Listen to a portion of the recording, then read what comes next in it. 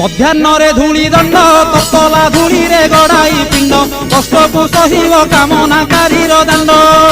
ଧୂଳି ଦଣ୍ଡକୁ ସାରିଣ ନଦୀ ଅବା ପୋଖରୀକୁ ଯାଇଣ ପାଣି ଦଣ୍ଡ ସାରି ବାଲୁକା ବୁଝିବ ଜାଣ।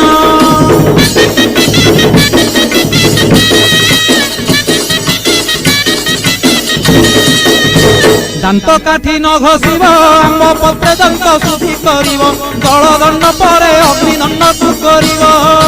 କହିଁ ପରେ ଜଳକିଆ କରିବ ନବାତ ଗୋରସଲିଆ କାକୁଡ଼ି ନଡ଼ିଆ ପୂଜା ଦ୍ରବ୍ୟ ହେବ ଯାହା।